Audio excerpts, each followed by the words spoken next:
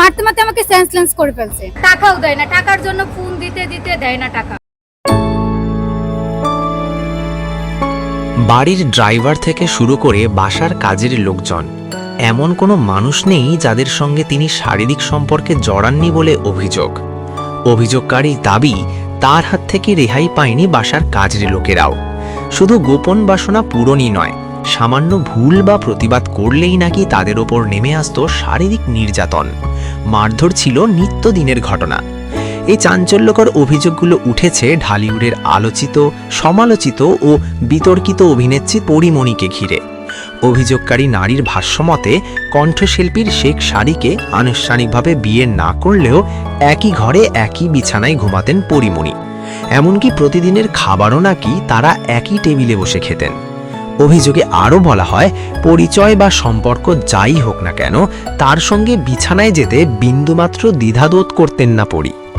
এইসব গোপন ও স্পর্শকাতর তথ্য প্রকাশ্যে এনেছেন পরিমণির সাবেক গৃহকর্মী দাবি করা পিঙ্কি আখতার। আর দাবি, দীর্ঘদিন নির্মম শারীরিক ও মানসিক নির্যাতনের শিকার হওয়ার পর আর চুপ থাকতে পারেননি তিনি। সে কারণে সবকিছু সামনে এনে আইনের দ্বারস্থ হয়েছেন। এ ঘটনায় রাজধানীর ভাটারা থানায় একটি লিখিত অভিযোগও দায়ের করেছেন পিঙ্কি আখতার। পিঙ্কির অভিযোগ এখানেই শেষ নয়।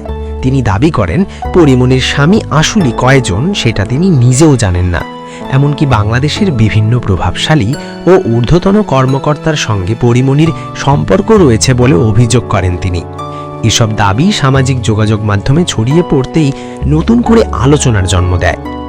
গৃহকর্মী পিঙ্কির ভাষ্য অনুযায়ী বাইরে পরিমণি যতটা মানবিক, সহানুভূতিশীল ও সাহায্যপ্রবণ হিসেবে নিজেকে তুলে ধরেন, ভেতরে ভেতরে তিনি ঠিক তার উল্টো।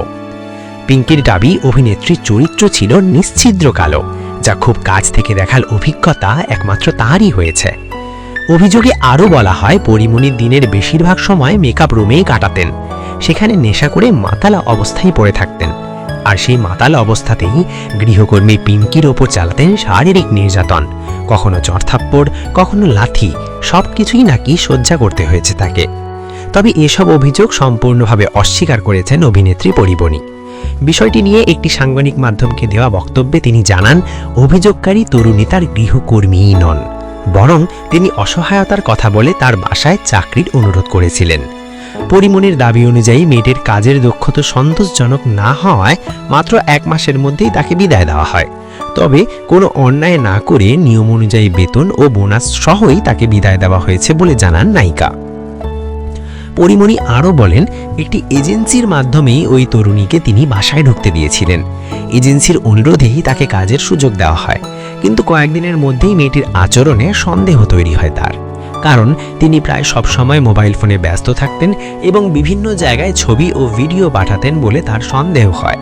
সবশেষে 1 মাসের বেতন 20,000 টাকা, ঈদের বোনাস, সালামি ও নতুন কাপড় দিয়েই তাকে সম্মানের সঙ্গে বিদায় জানানো হয়েছে বলে দাবি করেন পরিমণি। বর্তমানে বিষয়টি তদন্তাধীন। অভিযোগ ও পাল্টা বক্তব্য দুই পক্ষের কথাই সামনে এসেছে। সত্য উদ্ঘাটনে আইন শৃঙ্খলা বাহিনীর তদন্তের দিকেই তাকিয়ে আছে সবাই।